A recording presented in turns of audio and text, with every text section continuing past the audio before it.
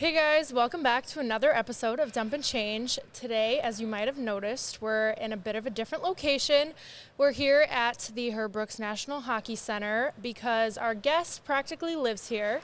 Our guest is Jake Franczek, and he is our athletic trainer here at St. Cloud State. Jake, how's it going today? I'm doing well. Thank you guys for having me on today. This is really exciting. We're New very spot excited. for the day. Yes, so Jake is the reason that we look like this. We're so jacked. Yes. He's very smart. He knows a lot. Did you know your whole life you wanted to do strength training, or? No, it was a complete accident, to be completely honest. I went into college planning on like what Rachel's doing for us, like athletic training on like the medical side of things. School, I didn't help myself out in some situations. My school we ended up in an awkward situation with them transitioning programs. So I actually went strength conditioning the week before my last year of undergrad. And I got hooked into a couple of opportunities. One thing led to another, and then I never left. I absolutely loved it. So I was not the plan, but I was beyond lucky to fall into this, that's for sure. So short feelings of disappointment quickly turned around? Yes, it was a tough kind of sophomore year of undergrad when I realized that my plan kind of got blown up. And we had to change things. Was kind of tough sophomore, junior year, not kind of being in limbo, not really feeling like I knew what I was doing, but just kind of going through the motions. But then senior year, it started to turn a corner. I got an opportunity to go to a training camp with the Red Wings, which was kind of like my first step into hockey, because I wasn't even in reality planning on hockey. Yeah. The thought was, okay, I want to get into football or basketball. It's what everybody says. It's the big sports. It's what you watch. And I'd played hockey, like skated and grew up around hockey, watched hockey. Like it wasn't a new thing to me, but it was football or basketball were the goals. Right. Got the Red Wings opportunity, which was really lucky. And then I ended up in a private facility that did some hockey stuff, and then ended up at the University of Minnesota. So strength conditioning was a last-minute kind of decision, and then hockey was also kind of a last-minute decision, but I wouldn't change it for the world. How did that even come about? Like, the Red Wings just seems like such a far jump. Like, that's a prominent program, obviously. It's a funny deal. So I actually, when I finished my junior year, I had a professor from my exercise phys class that I absolutely loved. It was great. So I'd signed up for a class with him again that senior year, my first semester. He ended up leaving to take a job at Michigan State, left my college. So I ended up with this random professor who I didn't know, Dr. Sherman. Shout out Dr. Sherman. Yeah, shout out Dr. Sherman. He changed my life. He was connected with one of the sports scientists with the Red Wings. They needed extra help, extra hands for training camp. So I was the last guy invited to come, and it was like 3 or 4 days before we went because they had a spot that was open. It was a totally fluke situation, but I got really lucky, right place, right time, not at all planned out on my part. That's in the slightest. insane. Did you feel like you were behind at all since you started so late? I felt like I was really far behind. Really far behind. I'd been around weight rooms for a while. I'd lifted myself, like, you know, somewhat of what's going on, but in terms of the actual like science, practical application, that I was not as confident. It became really apparent when I got to the University of Minnesota. I came in with a big group of interns, and I'm looking around at everybody else in the room, and I'm like, I am the dumbest guy here right now. Like, no doubt about it. So then it's like, I really got to start working to progress and start to take steps. So it's a lot of learning, but I was behind, no doubt. So you just studied a lot? Read a lot? Studied a ton. I got lucky when I got to Minnesota. For whatever reason, they trusted me a little bit. And I got to do a lot of the research studying, reading articles, conducting some research, doing a lot of hands-on to go with just like the reading, learning pieces. And that really helped my progression and starting to learn things. But it was a lot of hours. I think every week there, I mean, it's not a shadow of a lie to say it was never less than 80 hours, and it was constantly trying to, you get the practical hands-on stuff and then using it every minute of downtime that I had to try to learn. And we were all doing the same thing. We were all in the same boat. You read articles and see what you can figure out. What kind of research were you guys conducting? We did everything under the sun. We did stuff that translated directly to the weight room. Okay, can we make an exercise, build an exercise, put together a program that's going to help make somebody faster? Maybe we need to work on power aspects or strength aspects. You have like more of your traditional strength coach, weight room type of topics and Yeah. concepts. And then we did some stuff that was way more on like the medical side of things, which that's really, I think, what opened my eyes. And I think you guys have been around for a little bit now. You see how I do things. It's not very traditional. Yeah. And it was a lot of that stuff that was kind of outside the realm of strength conditioning that really caused me to start thinking about what's going on. Because we were going through, I mean, some of the articles that we were like assigned to read were like straight up out of biochemistry, medical fields, different ways to look at the human body instead of just, okay, if we lift 100 pounds today and then 110 pounds tomorrow, we got better. There's other ways to look at what we're doing, and that really changed my perspective a ton and really kind of got me to where we're at right now. You guys get to do all the crazy stuff in the weight room. Yeah. Yeah, we do. We have some crazy stuff we do.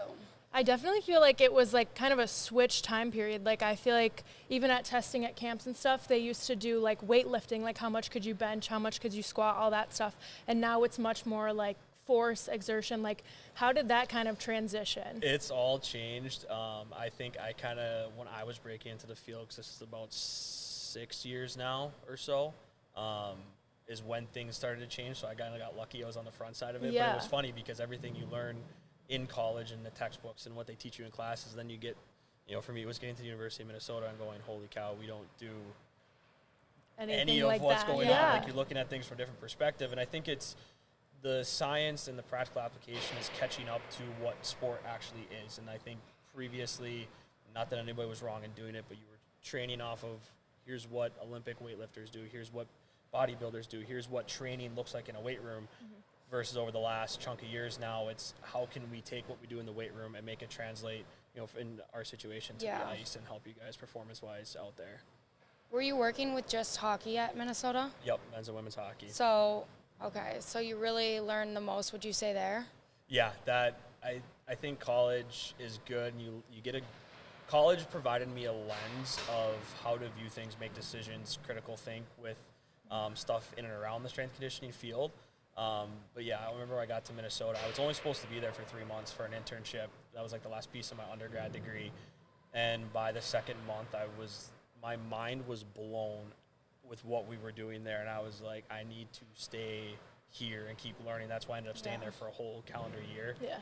Because I was seeing things, doing things that I'd never experienced before. And I knew, looking at how this field was trending, you're always trying to be on the cutting edge. You're always trying to figure out new things. And I knew the more time that I spent there learning from Cal, learning from the other coaches there, it was going to give me a better opportunity to step into the field on my own at some point. So yeah, that was an unreal experience. Did the other interns like weed out and it was just you there, or? It kind of goes in phases there. So like when I got there in May, there's a bunch of people that go over the summers because like people in between school and whatnot, that's usually a big class. So we had about 14, 15 in the summer. Then when we get into the academic year, a lot of people go back to wherever it is that they were from. So we had at that point anywhere between like 5 and 10 kind of float through, and a lot of those interns were also in school at the University of Minnesota. So basically it was me and like 4 or 5 other people that were just there to intern. Everybody else kind of had some other stuff going on with their college experience. Yeah. Was it like a competition setting, or was it like? Yeah, were you guys working together? Yeah. We worked together a lot. And some of those guys are still like best friends, talk to them fairly often. It was all, I think we all realized that it was an opportunity to learn and develop as a group. We all came in underneath arguably one of the best strength coaches in the world. So it's like, how can we, A, help him and make his life as easy as possible, and then B, what can we learn from his experience? So we work together, I mean, constantly on projects. You were always working together on something, and I think that was really beneficial because it gives another set of eyes, ears, thoughts, especially when you're trying to problem solve and work on things. So competitive in the terms of you wanted to learn and figure out as much as you possibly could, but it was always a collaborative effort. Nobody was trying to be cutthroat and like, I want to get you out of here. Yeah, I'm not telling you this. Yeah, exactly. That makes sense. Were you doing a lot of like trial and error stuff, or? Oh yeah, everything. I shouldn't say everything. A lot of things in this field is trial and error, and I think especially if you're around during the summers, you see, oh, hey, we're going to try. We're little lab rats. Yes, exactly. Like, we're going to throw this in and see, does it cause what we want? Or we're going to try this or that. And that's a lot of training stuff. You try to read as much as you can, talk to as many people as you can, learn it and do it right. But a lot of it is, we'll give this a go, and we think it's going to make sense. Yeah. We try it. We like it. Sweet. Great. We keep it. Or we do some things that we're like, how long does that whole process take then? I feel like it, like for seeing results, like it's hard to gauge, you know? It is. It's really hard. And I think that's the part with strength conditioning and with training, and especially like in our setting, it can be interesting that way because you don't get that immediate payoff all the time. A lot of times you're waiting, I'd say for us, at least 2 weeks to see an adaptation. Sometimes it's 3 weeks, 4 weeks, more than that. And so it's kind of playing this long game. And that's why doing the research and the learning up front is so important, because you don't get the immediate payoff right away.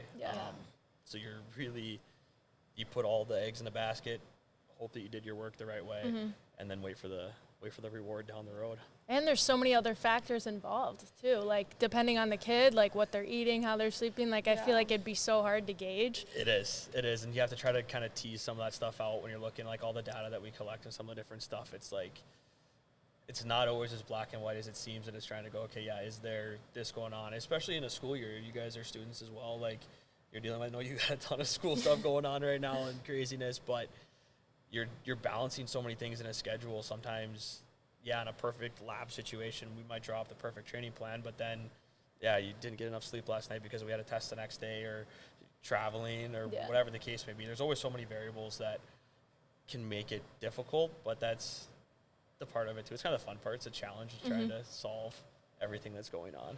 Interesting. Like the day we got sent home in the weight room. Oh yeah. There's been a few of those over the years, and that's, sometimes it can be different factors as to why, but it's not ever off the table. It's always kind of in the back of my mind in case it's something that we need at that moment in time. We never know what to expect coming in the next day. Jake's like, all right, I've seen enough. You can go home. Yep, it happens. And usually it works out really well, where then we come back the next day and then we're off and humming. So that's life sometimes. It's not always perfect. So how did you end up here at St. Cloud State then? St. Cloud came to me through Cal. Coaches here had reached out. They were opening up a grad assistant position. So before I came in, there was one strength coach that oversaw the hockeys with Division I and then the rest of the sports with Division II.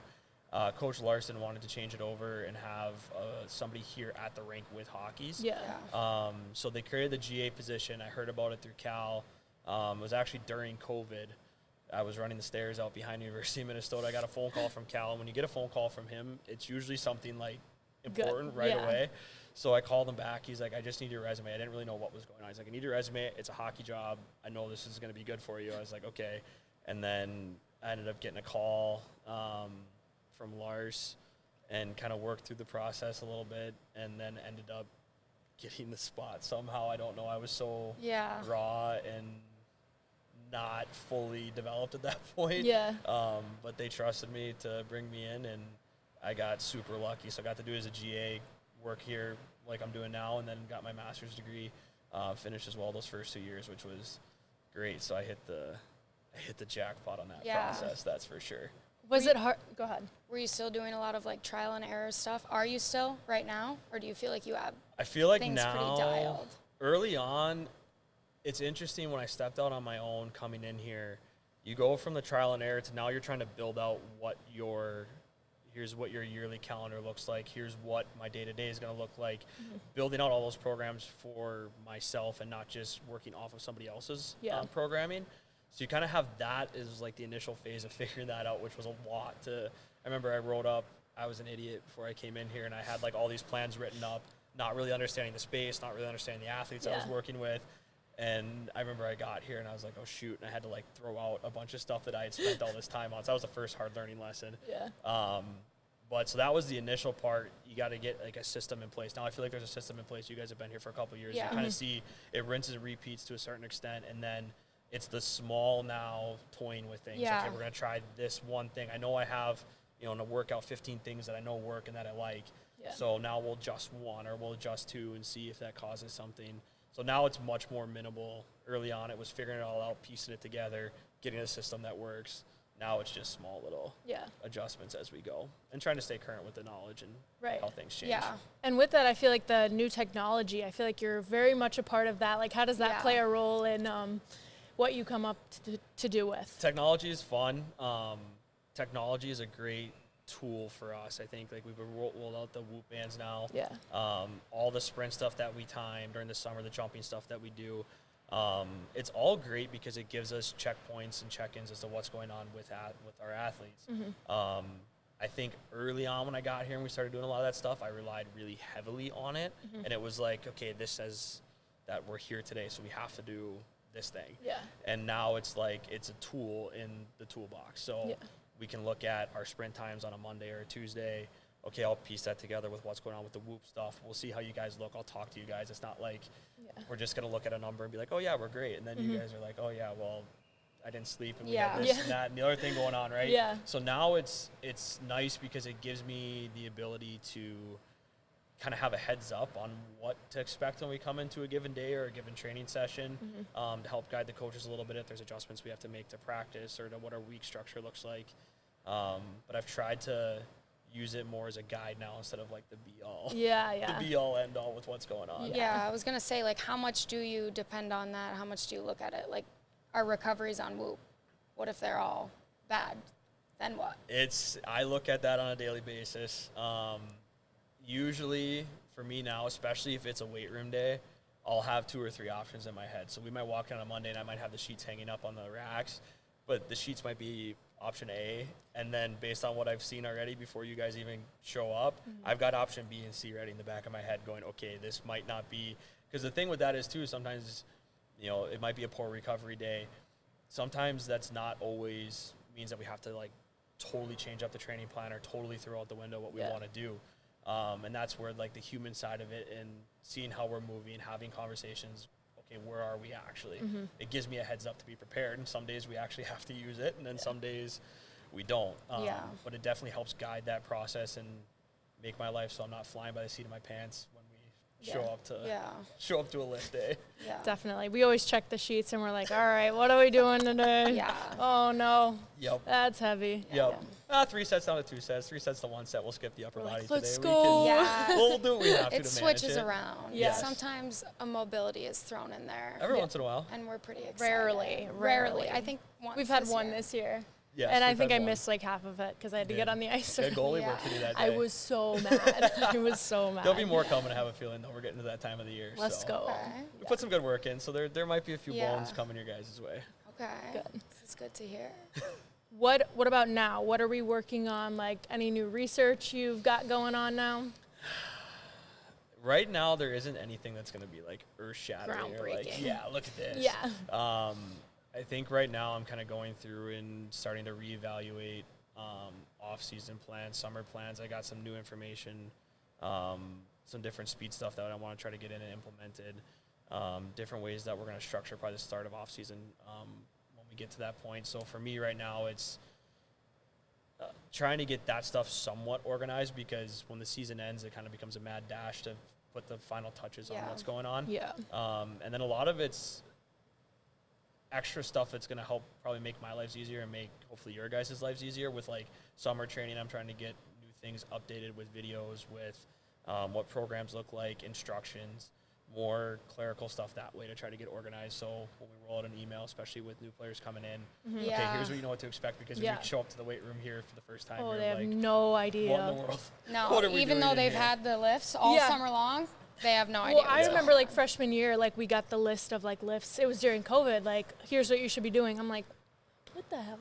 Half this I've stuff. never seen like any I've of never it. seen it. I'm like, and then you try to go do it at a public gym, and you're like, The embarrassment, like, you don't even want to know. Athlete workouts at the public gym are just probably the worst thing in the world. yeah. Yes, Yeah. we don't help you out with the workouts, that's for sure. No. That's why I like staying here in the Yeah. summer. We love staying here, definitely. Yeah. It's the place to be. It's the place to be. It is. St. Cloud, Minnesota. It's the spot. What about like contacts and connects about people that you've had in your past? Like, do you still keep in touch with them? Are there like conferences and stuff that you go to? I do keep in touch, but not as good of a job as I probably should. I think Oh. it's easy to get caught up, at least for myself, like the day-to-day like this. Our schedule, especially when we get to in-season, is long, and Yeah. I don't do a good enough job keeping in contact. I do some. Off season is usually I'm way more Yeah. connected to everybody and kind of what's going on. Conferences, I try to do one a year at least, but it kind of depends on when, like summer camp will line up for you guys, summer camp will line up for the guys. A couple different things that way. There's a few. There's one really good one Sorinex puts on. I love to go out there. There's some in nice warm places, which is kind of fun to Change of do scenery a that. bit. Yes, Yeah. exactly. Yeah. But usually about one a year, and then try to get some online stuff too, where I can at least get the resources if I wasn't Yeah. able to attend a certain conference or an event. Yeah, that's interesting.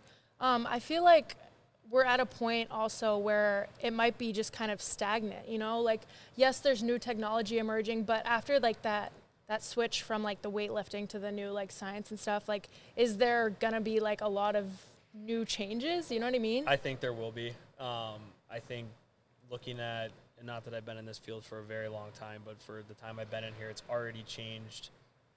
Drastically. Yes. Yeah. And I think as the world becomes more modern, as things change, you're constantly, like, strength and conditioning as a whole isn't that old of a field. Mm-hmm. So if you look at how it's going to evolve, I think there's going to be constant change year over year. There already has been. I mean, Yeah. if I've been doing this for about 6 years, like, there already has been a good amount of change. Yeah. And I think in the next 6, 10 plus years, I anticipate it staying pretty similar to that. Yeah, I could Constantly see trying to learn, constantly trying to stay on top of it, because if you don't stay on top of it, then we're not giving you guys the best service possible, and we're falling behind. So How about all of the places that being here has taken you? You've been to some pretty big games. You guys went to the Frozen Four. we did. What my year was first that? year. Your first year? Got spoiled my first year. that. Oh no. Get to Like, what play- are those experiences like? It's unbelievable. There are things, I think, even for myself, like when I was getting into this, it's stuff you watch like on TV and stuff that you see through social media or whatever. Like, I remember going to the Frozen Four and like talking to my family when we were there, and it's like, I used to watch this for 15 years of my life on TV, and you get to go Yeah. experience stuff like that. You get to go experience regionals, even some of the trips. You get to go to cool cities, cool areas, different rinks, meeting different people, seeing different things. This job, and my 4th year here now, has taken me all over. Yeah. And that's something that I didn't really ever think, like, that wasn't part of the plan, or, oh, cool, we'll get to go do this or that. Like, Yeah. you kind of get to experience it. I was a little naive coming in on that, and I think that kind of made it even more fun. 'Cause you're Yeah. like, oh, sweet, we're hopping on a plane to Denver this Yeah. weekend. Yeah. Like, that's sweet. Like, okay, let's do that. Must be nice. We don't get to do that. But Yeah. was there a moment in your career that was like super influential for you, or you're like, this is where I want to be, or this was super impactful? Yep. I think there's a couple moments.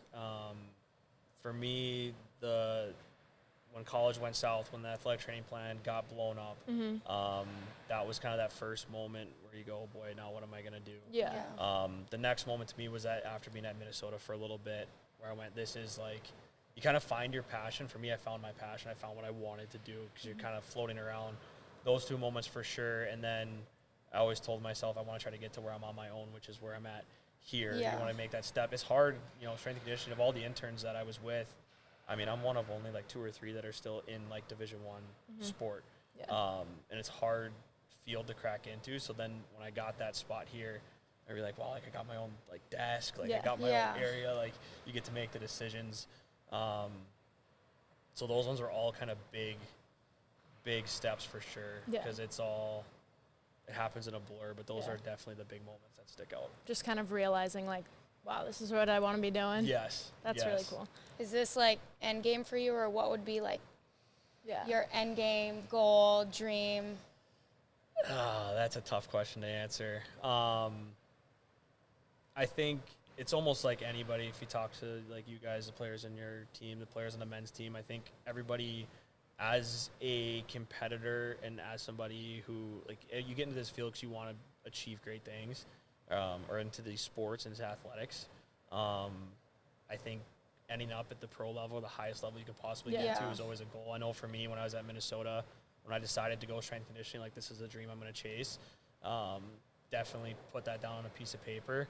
But with that being said, I don't think there's like a hurry to do those kinds of things. I truly do believe that I hit the jackpot with coming to St. Cloud, and everybody that I talk to, my network, people around me, meeting new people, like this place truly has been unbelievable to get to work with Coach Adolski, Coach Larson, these staffs. You're at a place that hockey matters.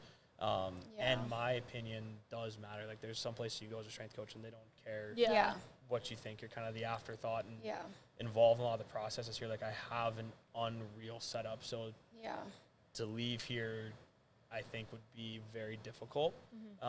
So we'll see kind of where time takes us. And we still have unfinished business here. Both programs, you know, we're in a place that we haven't won a national championship yet on either side. And I think got work to do. Being the first one to do that would be pretty cool. So we'll see. There's always those big goals. Everybody's got big goals. And I think you have to, because it helps drive you forward and it keeps you evolving. But we'll see where time takes us. But hockey is where you're going to stay. Hockey's it. When I got into hockey, I was like, the football, basketball stuff, that's over and done. Hockey, it's a fun sport, like, and it's fun athletes to work with because everybody wants to work hard, but everybody wants to have fun while we're doing it. I think that fits my personality better. I look at now visiting a couple different football lifts or basketball lifts, especially football. It's way more military-esque and it's very strict. And you guys have been around the weight room with me. Like, yes, we have to work hard and we have to do what we're supposed to. But when you have those times in between, like if we're goofing around, there's people singing, there's people dancing, there's people screwing around, like that kind of stuff that fits more where I'm at. I want to have fun while we're doing this. Have to work hard. If we're not working hard, then we're going to have a problem. But I want to have fun, and I think that's hockey. It's such a unique set of athletes where it's kind of ingrained in everybody. You want to work hard, and then we're going to enjoy our time as well, which makes it fun to be. It's a fun environment, and it's a fun culture to be in to work with. Yeah, hockey players are different. I feel that way too, though. Like, I think a lot of times, even before I came here, I was like, I just like didn't like working out. It was not fun for me. I did not enjoy it whatsoever. But like, even I've noticed that like coming here now, I've really enjoyed it a lot more. It's fun for me. You don't have to lie. You can say it's not fun. I'm not gonna hurt my feelings. Well, it depends which day you're asking me. But I'm in a good mood today, so yeah, it's fun. But yeah, no, definitely. I think that like. Not only that, but understanding why it is we're doing the things that we're doing. I think that you do a great job of explaining that. So I think that helps kind of solidify that inside me and like, oh, this is why I'm doing it, and makes it much more enjoyable. And like seeing results. Like before, I was just like, I'm like benching the bar, like oh my god, I've gone up a little bit. Not much, but I don't. That's not Jake's doing. That's our own doing. That's on us. Genetics. We're taking steps. That's the fun part. Hockey players don't like you got a wider range of people. There's probably 10% that really truly care about the weight room, and then the rest of it is everything that you do in the weight room, everything we give for you guys to do. You're trying to be a better hockey player. And that's the part that it's like, okay, I don't expect anybody to be coming back 15 years from now and being like, I'm still lifting a ton and we're going to get into Olympic weightlifting. There's be a few, probably. The majority, though, you want to be better at your sport. So, let's enjoy the process and let's help you be better hockey players while we're doing it. That's true. I have a question for you. Is there any other sport that compares to the way that hockey players train? Like, how beneficial it is in terms of like what we actually do in the weight room, like what we do, and obviously it's based off of what we need to be the best hockey players we can be. I think if you looked at the training that we do, you would see a lot of similarities to other sports. I think I'll always try to package it, and I will always say, and it's the truth, it's hockey specific, because that's where we try to aim it towards. But good training is good training. It doesn't matter what sport you're playing. The base of what training looks like is going to be very, very similar. There might be a few nuanced differences here and there.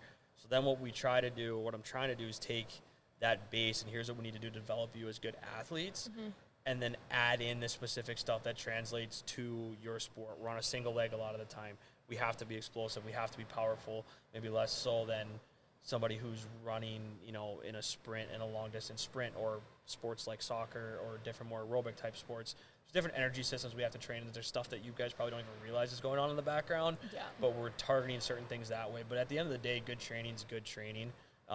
We nuance probably 25% of what we do to get you that last piece that you need for your sport.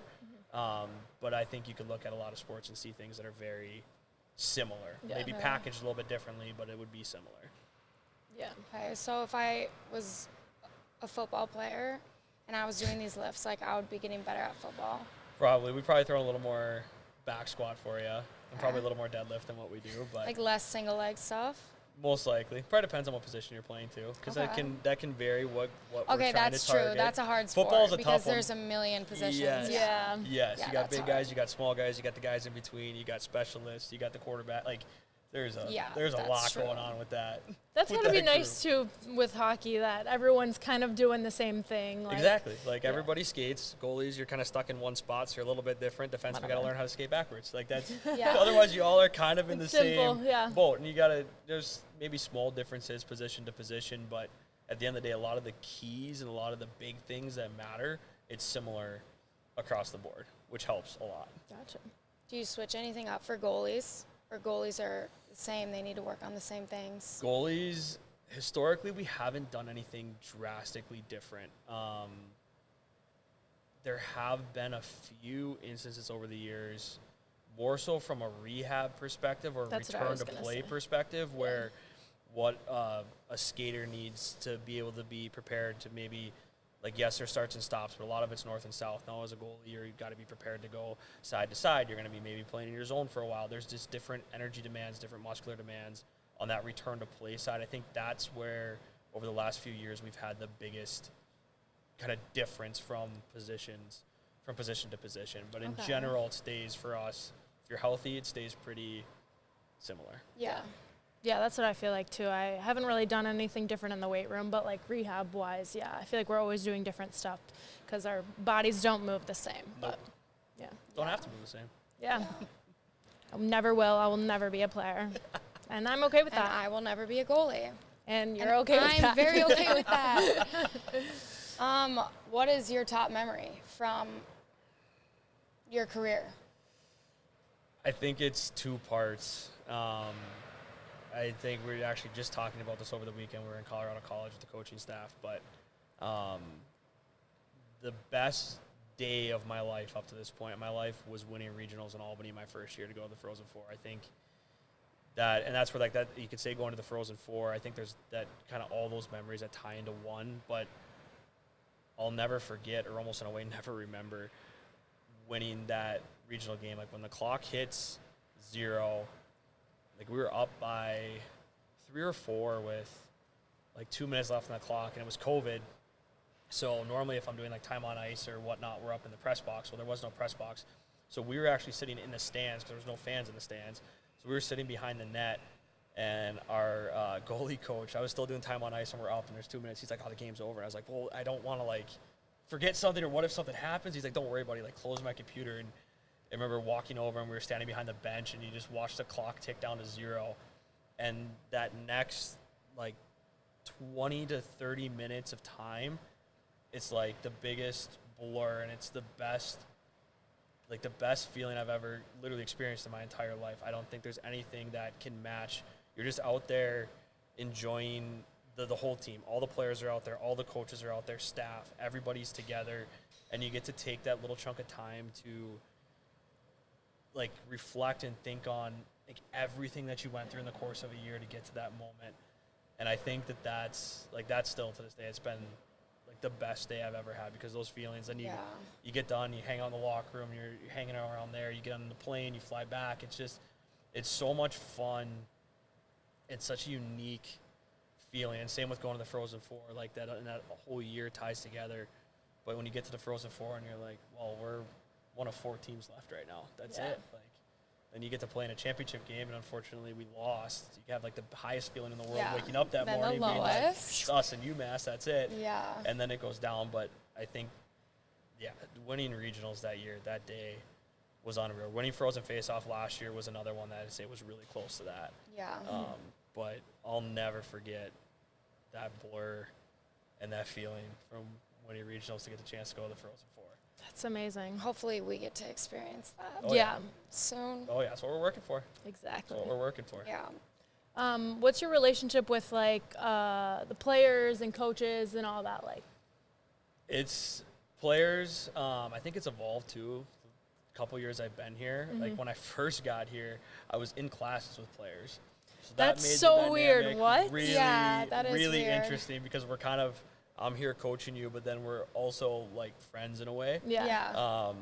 So it's evolved out of that now where, you know, with players, the goal is, or my hope is that can get to know you guys, be around you guys, you guys trust me enough to talk to me if there's something going on physically, but everything else is going on within life. I think that open line of communication is really, really important, and trust that comes behind that. And with the coaches, it's great. Like the door, both sides, doors are wide open. Like if you want to come in and you want to talk, you want to hang out, like it's a friend group, you know, kind of that happens naturally. It's a joke my parents always kind of give me crap for is like this is where I spend 99% of my life is in the rink. Yep. Yeah. And it truly is like having your best friends here. We get to see you guys all the time. You're around the coaches, you're around the support staff every day. You're traveling together, you're experiencing different things together. Like it is your group of friends. Yes. Like we have, you know, Brian's left, Minkle's left, a couple different people have left over the years, still stay in contact with them like they are your best friends. You all happen to be in the same spot at the same time, kind of get stuck with each other in a way. But it's worked out unbelievably well that way. That's great. You also mentioned your family. How much of a role did they play in your whole journey, and like, what's your relationship with them like? Oh, family's everything. I think that's the one hard part about this job is I don't get to see them as much as I want to. I know they don't. Yeah. Like my mom, like I was home for 3 days over Christmas. My parents are like, oh, like it's 3 days. Like, don't you get more time than that? No. So that part's hard, but the family's instrumental for me, especially when I hit college and everything got really rocky there. Their support and their backing never changed, and even when I got here, I think they're kind of like, oh, you're doing a GA and like you're not making that much money. Like I was working at Buffalo Wild Wings to try to pay my bills. Like you a lot of irons in the fire trying to chase this dream to be where I'm at now. But their support never wavered. They might have questioned me on a few things and been like, what are you doing right now? Like why is this it? Like why couldn't you just go get a normal job and just do things regular? But had to make it a little difficult. But no, they've always been there. My brother's a huge motivation. He's gone through some things in his life, and there's somebody who has never quit on anything ever from the time he was probably 2 years old.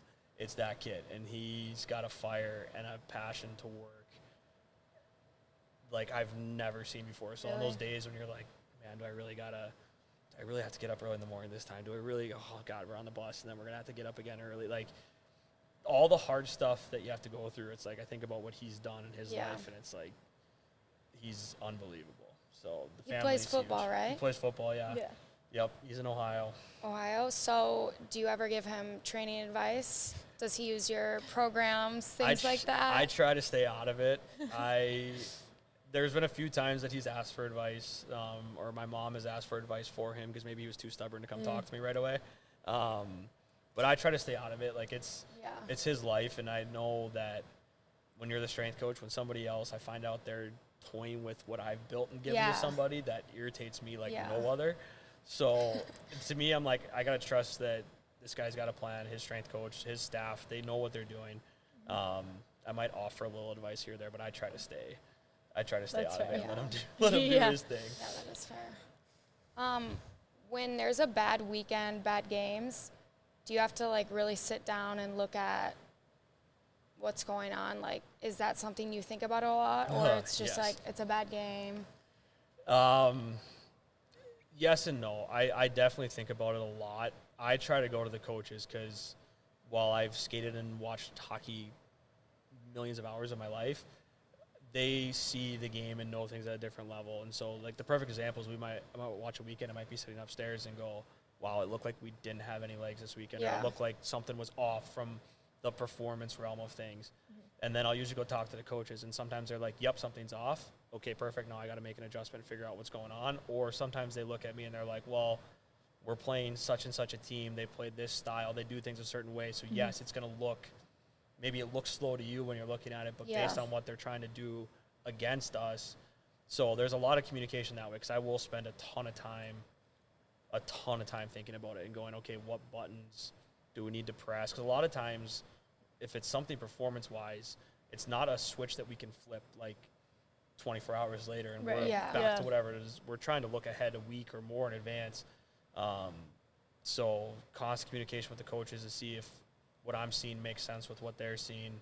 And then if we have to adjust, we have to adjust. But that's a ton of time, especially in season. Off season, we spend all this time working out, right? It's 5 days a week, all these hours working out. We get to in season now, it's like, how can we manage the team? How can we manage players? Can we give you the best opportunity, especially at this time of year now, getting into a stretch run? Okay, what can we do to give you the best feeling when we get to the weekend? Okay, we liked what we did, great, then I can sleep a little bit at night. Yeah. We didn't like what we did, okay, back to the drawing board, and let's adjust what we have to do. How do you figure that out then? Oh, What to adjust? it's a lot of everything. It's a lot of sleepless nights. Keeps them awake at Yes, night. yes, yeah, I think, but it's looking at everything. I'll go through all my historical stuff. So like all the data that we collect, I keep track of and records of, and I have everything graphed out and mapped out. So if I need a quick answer on something, I can go to that. Hopefully, based on historical stuff and the notes that I take on a weekly basis on kind of how things are going, I can figure out what's going on. Sometimes it's making phone calls to people. Like I'm at a loss for what to do right now. What do you think? Sometimes it's reading more articles. It's trying to watch videos. It's trying to listen to podcasts and trying to figure out what did I miss. So it's never the same every time when you're solving a problem, but those are kind of the usual suspects. Or sometimes I just call my mom, talk, and get it all off my chest, and then all of a sudden the brainwaves open up, and we can start to figure it out from there. There you go. That's crazy. Gotta figure it out. Yeah, I feel like there's so much more behind the scenes that we don't even know about. Oh, for sure. Like that you're doing in our lifts, like We have a just bad show up and do weekend, the we come back- lifts. We just do what Jake tells us to do. Yeah. Yeah, that's part of it, though. You guys don't have to think. That's what we want to keep it simple. Well, everyone's gonna watch this now and they're gonna be like, "Wow, we appreciate Jake so much more now." Yeah. No, I think They everybody's should. fun to work with. It's a blast. I would put all the time in the world in with you guys. Like it's so much fun. It's fun. It's a good place to be. We're pretty spoiled. Jake gets us a lot of like our whoops and fireflies. Yes. We love our technology. We're very spoiled. Yes. We love it. But I think that is it for today. Thank you guys for watching. We will see you next time on Dump and Change.